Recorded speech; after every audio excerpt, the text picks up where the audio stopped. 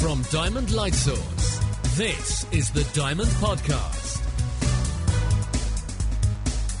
Welcome to the Diamond Light Source Podcast. In this edition, we look into the field of cultural heritage to see how scientists at Diamond are discovering new ways to keep our history preserved. We'll be finding out how synchrotron light can be used to develop new ways to conserve historical treasures, such as the Mary Rose. What we tend to look at is either where elements are in a material or the structure of the material itself. So it will either have something to do with conservation and the way things are surviving or the way they're being preserved, something like the Mary Rose, where they're trying to understand how their conservation treatment is really working. Jen Hiller will be discussing the role of cultural heritage at Diamond. Plus, we learn how scientists are trying to solve a mystery in the art world. It certainly occurs in paintings. It's an effect where you get, a large area of red paint produced with vermilion, but it can go from a sort of grey to black colour, and it can be quite patchy, but it's very sort of disfiguring to the appearance of the painting. Nicholas Easter will be explaining how his team are looking into this phenomenon to prevent it ruining major works of art. All that, plus the latest news from the events and festivals that took place over the summer. I'm Mira Senthilingam, and this is the Diamond Podcast. The Diamond Podcast. For more information, look us up online at diamond.ac.uk/podcast. Now, before we take a look at how Diamond is delving deep into the world of cultural heritage, let's join Sarah Bucknell from Diamond's communications team to find out what Diamond's been up to over the summer. We've had a really busy summer, actually. At the end of June and early July, we were at the World Conference of Science Journalists and the Royal Society Summer Science Exhibition, now both in London. It was the first time the World Conference of Science Journalists came to the UK, and Diamond sponsored the official welcome reception through lightsources.org, along with some of our fellow synchrotrons in Europe and one of them in America. And we also did a news briefing at the French Institute in South Kensington, and that was with the French Synchrotron Soleil and Elettra in Italy. One of our users, Dr. Mark Sanderson from King's College London, spoke about the recently published results of his research into antibacterial drugs that are used to treat the bacteria responsible for things like pneumonia and meningitis, and how the bacteria can sometimes develop a resistance to these drugs. And, well, as well as these press briefings, you also organised a few trips at the conference, didn't you? Yeah, we put on a post-conference trip as part of the week's events. So a number of the science journalist delegates came to Oxfordshire to visit 4 of its large research facilities. So that was the Joint European Torus, or JET, at Culham, the Central Laser Facility and ISIS at the Rutherford Appleton Laboratory, and of course Diamond. And also, thanks to the University of Oxford, the evening was rounded off with an informal reception at Magdalen College, where the Professor for the Public Understanding of Science, Marcos de Sotoy, gave a speech about the importance of science communication. So it sounds like you had a lot of really interesting events taking place at the World Conference of Science Journalists, but as you mentioned, also that week you were at the Royal Society's summer exhibition. That's right, we were involved on 2 of their stands. We had textile panels from our Designs for Life Science and Art project on display. This was a project which was carried out a couple of years ago in collaboration with the Oxford Trust and the Oxfordshire Federation of Women's Institutes, the WI. The WI ladies met with a number of Diamond scientists to debate science research priorities, and as a result they produced 30 panels of textile art which depict the viruses and diseases that are studied at Diamond. So we had those on display at the exhibition. There was also a stand about particle accelerators that we helped out on, which aimed to show the importance of these machines and also how researchers are looking into improving their performance. So obviously the communications team have been very busy out and about at all of these events and publicising Diamond's work, but what was happening actually back here at the fort at Diamond? So how are the new beamlines getting along? The Phase 2 beamlines are coming on really well. At the end of June, the first turf was cut to make way for I-13, and that's an imaging and coherence beamline. And when complete, it will stretch 250 metres away from the main synchrotron building, and it will be used for coherence and tomography experiments. For example, researchers will be able to create 3D images of objects in extremely minute detail. The first users are expected on this beamline in 2011. Now, as well as all of these events taking place at the beginning of summer, just towards the end in September, you had things going on at the British Science Festival. That's right. We were there all week. We had a stand to basically talk about diamond in general and synchrotron research. We were also gathering more stitches for the world's largest diffraction pattern. You've also got another Inside Diamond Day coming up. Yep, our next Inside Diamond Day is on Saturday, 3rd of October. People are welcome to register and they can do so on our website. Well, as well as the actual Inside Diamond Day on the Saturday, you've got some educational trips organised for the Friday. That's right, we've got over 200 A-level students visiting the facility, and they'll meet our scientists and engineers as well. We organise this event in response to the many visit inquiries we receive from schools and colleges throughout the UK who want to find out more about synchrotron science and actually see inside a working facility. So as usual, it's busy and exciting here at Diamond, and we've got lots to look forward to. Thanks, Sarah. That was Diamond's Sarah Bucknell. We'll be back with more of the latest news and events from Diamond in the next podcast. Now, this month, we're digging deep into the world of archaeology to learn how scientists are helping preserve our historical treasures. So first, we meet Diamond's resident archaeologist, Jen Hiller, down by the synchrotron, to find out just what cultural heritage science involves. Well, cultural heritage at Diamond tends to focus on materials characterization or materials degradation. So the beamlines that are involved in it now are primarily the non-crystalline diffraction beamline and the X-ray fluorescence or XAFS beamline. But there will be at least 3 more that are involved in cultural heritage projects over time as they come online. And what we tend to look at is either where elements are in a material or the structure of the material itself. So it will either have something to do with conservation and the way things are surviving or the way they're being preserved, something like the Mary Rose, where they're trying to understand how their conservation treatment is really working, or something like what we look at here, which is how collagen-based materials like parchment, leather, and bone degrade over time and what kind of ways we either can conserve them or gather all the information that we can from them as they degrade. So first of all, you've mentioned that it's possible to look at elements within various samples that need to be looked at. So how is that possible here, and why does that help learn more about cultural heritage? It's a technique called XAFS that localizes elements by using a tunable energy or tunable wavelength coming out of the monochromator, which is something you can really only do at a synchrotron source. Laboratory-based sources are fixed wavelength. So by changing the wavelength, they excite different molecules at different times, and each element will fluoresce in a different way, which gives you an idea of where elements are localized. And the wonderful thing that we have here is a beamline that runs that technique with a micron scale resolution, so about 100 times smaller than a human hair, which makes it easy to look at very localized areas within a structure to try to understand how far things are spreading, or to look at very tiny things like how far ink penetrates into paper, how a single bit of pigment on the surface of a painting can be affected by its environment and by the conservation treatments applied to it. So that's work done at the microfocus spectroscopy beamline, but the particular beamline we're sitting at now is the non-crystalline diffraction beamline. So what takes place here? Is this where you look at structure of materials? We do look at structure of materials, and we look at structure of all kinds of materials, but preferably things that either won't grow into a crystal because they're already partially ordered, or you don't want to have grow into a crystal because you'd rather look at them in their native state. So this beamline actually covers probably about 60% physical science and about 40% life science. But a lot of what we do in life science is look at collagen-based materials, and there are archaeological and cultural heritage objects that are basically collagen-based materials. And the best example that we have, and certainly the most publicized example that's been looked at here, are parchments. Parchment is most of European written heritage, but it's type 1 collagen, it's animal skin. So it's really the same as the type 1 collagen anywhere in the human body, and type 1 collagen is present everywhere, in bone, in cornea, in skin. You know, it's holding all of your bits together, really. So when that material, for all we understand of the structure of that material and all the biologists that we have that study that kind of material to understand how to heal it, to how to repair it, they can also look at these documents, these very precious documents in some cases. We've had fragments of the Dead Sea Scrolls. Groups have looked at the Magna Carta to try to understand how that collagen structure is degrading. And the problem with collagen is as it degrades, it turns into gelatin. And gelatin is really the same thing that happens when you boil a soup bone for too long, and it goes to that horrible jelly sort of sludge.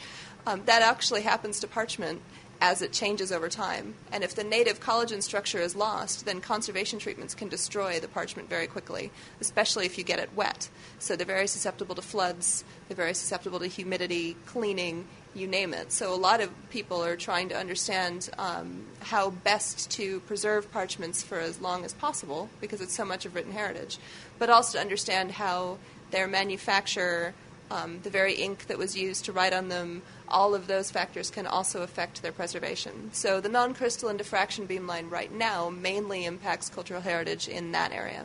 And the really nice thing about bringing something like parchment here is that it's very fast to take the measurements. The technique is non-destructive, and we're quite gentle. The X-rays are actually, believe it or not, quite gentle to historic parchment, so you can take it back out. We also have the advantage of very, very high spatial resolution, so we can look at tiny, tiny fragments of things.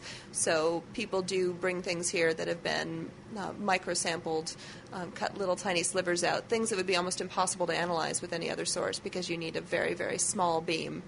So just how small do these samples get then? They can be sometimes only a few millimeters across. And for something that's, if it's as small as 1 millimeter across, then that's actually, we can look at that in cross-section. So we can look at the way the surfaces are differently affected than the middle of the parchment too. 1 millimeter actually allows us to view it from both sides. So these two beamlines are the main ones involved with cultural heritage at the moment, but what other ones have you got coming up, and as a result of those, what potential new avenues will there be for cultural heritage research? There are at least 3. There's the infrared beamline, which is coming online quite soon, and they can look at things like pigmentation. There's an idea to look at lipid residues in pots. There's the powder diffraction beamline, which is actually online now. I don't know if they're doing any cultural heritage work at present, but that looks at more of traditional X-ray diffraction, so it can look at composition of materials. And then there's the tomography beamline, which could look at, repairs to larger artifacts, things like almost entire museum bronzes. So there's at least those 3, and it's down to the creativity of the users whether the other ones get exploited as well for cultural heritage.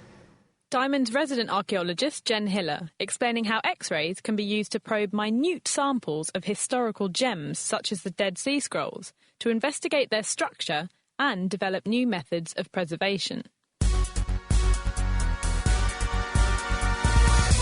Did you know that diamond is made of more than 2,000 tonnes of steel? That's the same as 300 London buses. You're listening to the Diamond Light Source podcast, and in this edition, we're looking at the role of science in cultural heritage. Now, we've had an outline of the role synchrotron light can play in maintaining our cultural heritage. So now we meet the scientists behind the samples to see what they've discovered so far. Coming up, we'll be learning how masterpieces such as Turner's paintings are randomly changing, and what scientists are doing to try and find out more about this and stop it. But first, we go out to sea to hear the story of the Mary Rose and how Mark Jones from the Mary Rose Trust is going about keeping this iconic ship in its best condition. The Tudor warship Mary Rose was built between 1509 and 1511 in Portsmouth, and she sailed successfully for almost 35 years.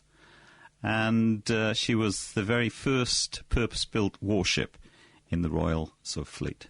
And on a fateful day in 1545, she was about to engage the French invasion fleet. She sunk in about 14 metres of water, and there she lay undisturbed for almost 437 years. She was recovered in 1982. Once the ship was recovered, what was initially done to preserve it? The first thing we did, of course, was to spray it with seawater. She was then taken into a dry dock, and over the dry dock we built a ship hull. Within this ship hull we created an environment in which the ship timbers were sprayed constantly with chilled fresh water to reduce the activity of microbes such as bacteria and fungi. In addition to that, we cleaned the surface, and also we started to wash out iron compounds that had actually penetrated into the wood structure. And these iron compounds came from corroding cast and wrought iron guns, and also iron fittings such as nails and bolts, which held the ship together. And so now you're actually probing down and looking into the actual cells of the wood and the timber to try and find new ways to preserve it even more. Since 1994, she's undergone a process of preservation involving a water-soluble wax called polyethylene glycol. But apart from that, we're very interested in the sort of detailed chemistry within the wood itself.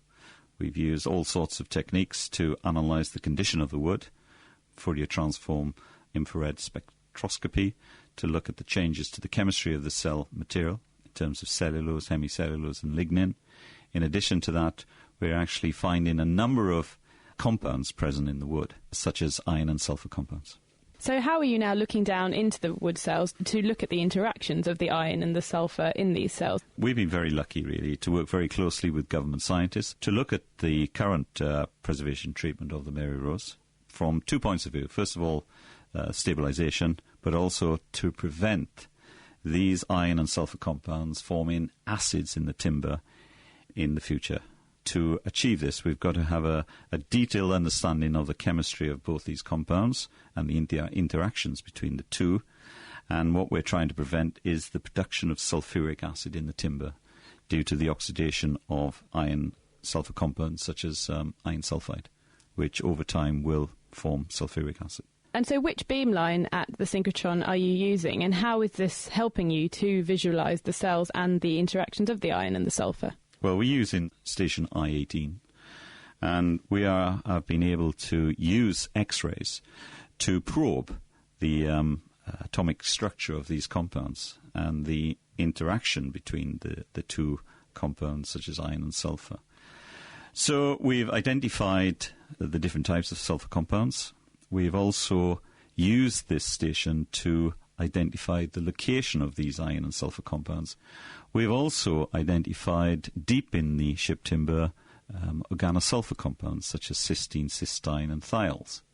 And these are linked into part of the cell wall which we call the mid-lamella, which is very rich in lignin. So having now identified all of these different compounds, what can you do with this information to then help preserve the ship a lot better? We are developing ongoing treatments to supplement polyethylene glycol treatment, which the ship is undergoing at the moment, to stabilise these iron and sulfur compounds in the wood. We're trying to wash out as much as we can. Anything that we don't get out, we're trying to make them inactive. And so what are the actual treatments you've come up with? One is called calcium phytate, which has proved very successful in the removal of iron sulfur compounds from archaeological wood. In addition to that, it also acts as an antioxidant, which prevents further reactions to any of the sulfur iron compounds that still remain in the timbers. We think we'll introduce this particular chemical to the spray system, and this will form part of the final treatment for the ship timber.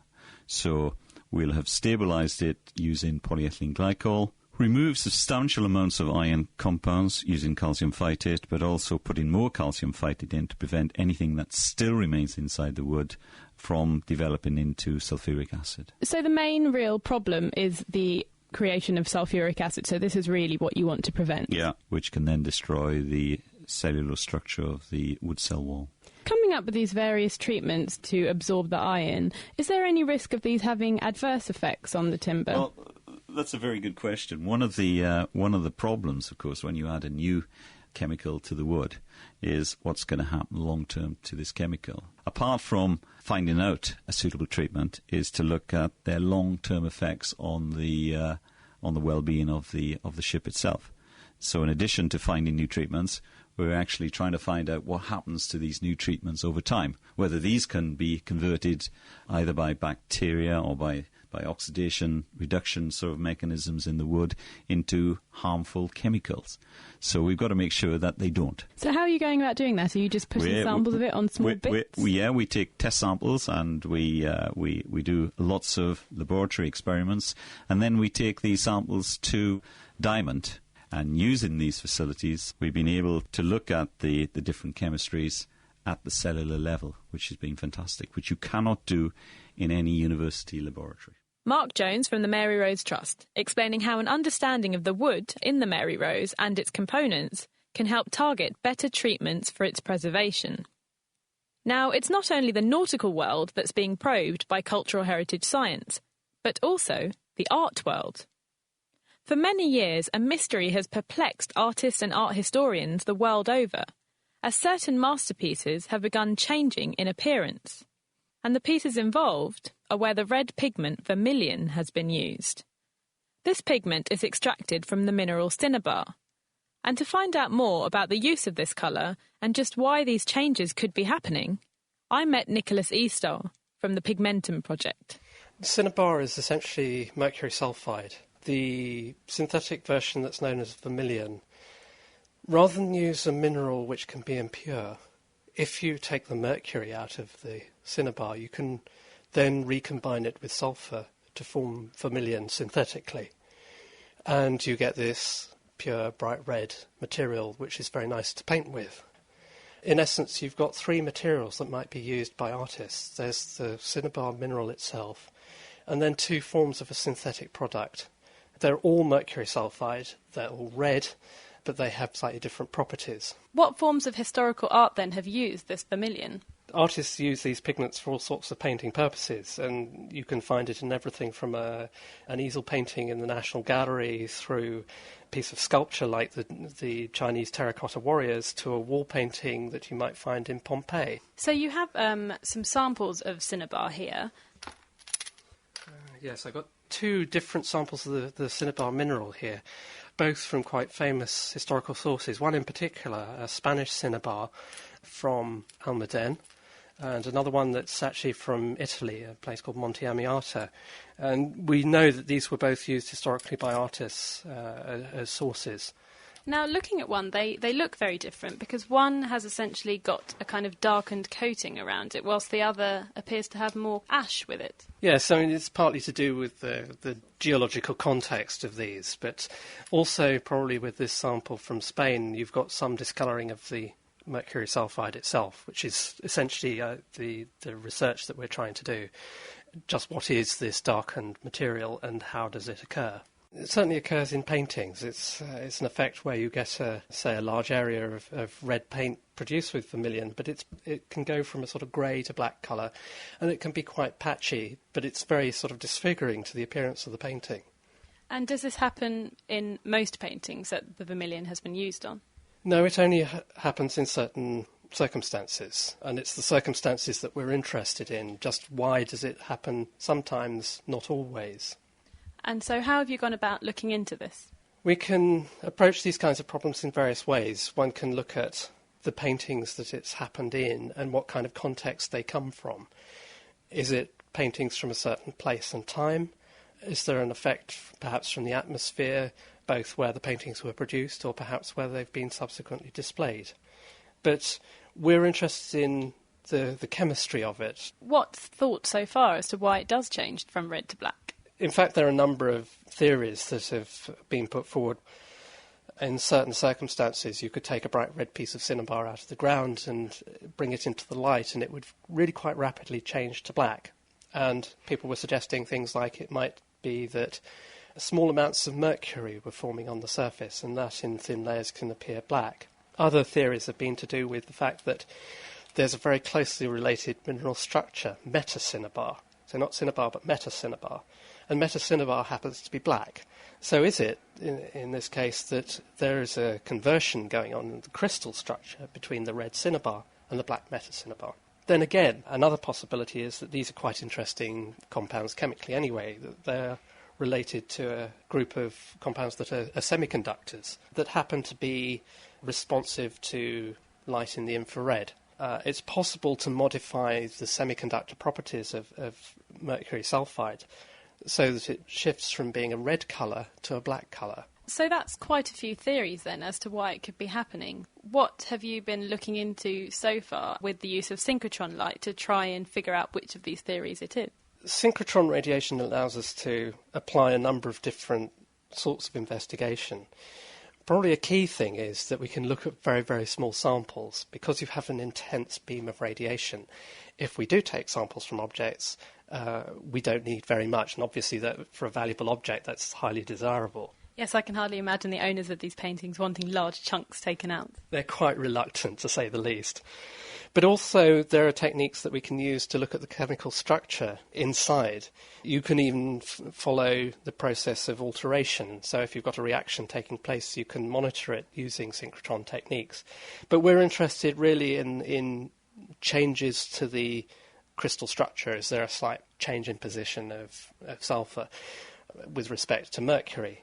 And then again, we're interested in very small amounts of trace elements that may be present that can act as factors that sort of induce this conversion, particularly things like the presence of chlorine has been suggested in the past as a mechanism that can promote this blackening. Which beamline do you use at Diamond for this, and how does this actually help you see the position and location of these elements? We've been using beamline I-18, microfocus X-ray source, that allows us to do this detailed elemental mapping of samples, so we can get down to very high resolution, spatial resolution. But we can also run these techniques that allow us to look at the actual crystallography of the cinnabar. And I guess so the big question is, what have you managed to find so far? That's the $64,000 question.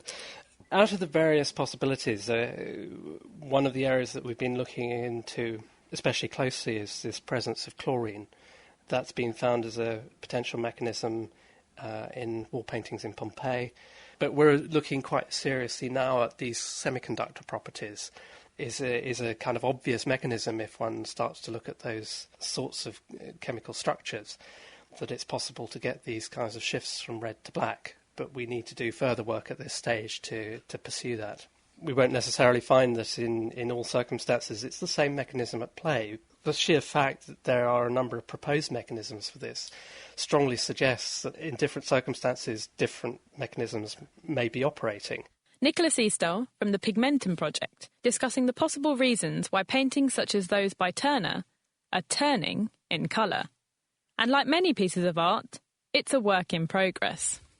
Now, that's it for this edition of the Diamond Podcast, but make sure you join us again in November, when we'll be back with more of the latest news and discoveries from Diamond, as well as a look into the earth sciences, ranging from earthquakes to meteorites, to discover just what synchrotrons can tell us about the universe on the planetary scale. In the meantime, if you have any questions about Diamond or the research taking place there, the email address is podcast@diamond.ac.uk. Thank you to Sarah Bucknell, Jen Hiller, Mark Jones and Nicholas Eastahl. I'm Mira Senthilingam. Thank you for listening and see you next time. The Diamond Podcast is brought to you by Diamond Light Source and produced by thenakedscientists.com. There's more information on our website at diamond.ac.uk/podcast.